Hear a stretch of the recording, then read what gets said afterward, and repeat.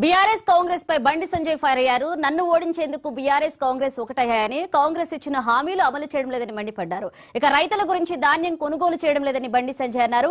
అలాగే కరీంనగర్ ను అభివృద్ధి చేసింది బీజేపీనే అని, సంక్షేమం అభివృద్ధి బీజేపీతోనే సాధ్యమని బండి సంజయ్ పేర్కొన్నారు. స్వార్థం కోసం పనిచేయలేదు. మీరు ఎంపీ గెలిపించిన తర్వాత మీరు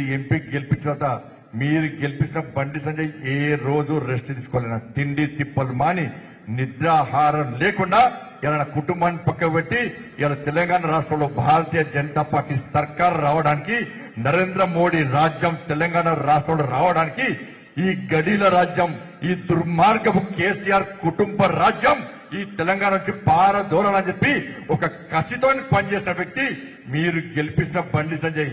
ఏ రోజు వ్యాపారాలు చేయలే, ఏ రోజు పైసలు సంపాదించాలి, బ్యాంకులో డిపాజిట్ చేయాలని చెప్పి ఎప్పుడు నేను తప్పు చేస్తే కేసీఆర్ అంటోడు నా మీద 18 మంది ఇంటెలిజెన్స్ లో పెట్టాడు. ఇలా ఇంటెలిజెన్స్ ఏం చేశారు? మరి వాళ్ళ నేను తప్పు చేస్తే ఎందుకు బయట పెట్టలే? నేను తప్పు చేస్తే కేసీఆర్ ప్రభుత్వం ఎందుకు చర్యలు తీసుకోలే? నేను తప్పు చేసిన ఆధారం ఉంటే ఇప్పుడు వచ్చిన కాంగ్రెస్ పార్టీ ప్రభుత్వం నా మీద ఎందుకు చర్యలు తీసుకుంటలేదు, ఎందుకు బహిరంగపరచలేదో ఒక్కసారి కరీంనగర్ ప్రజలు మీరు ఆలోచించాలి.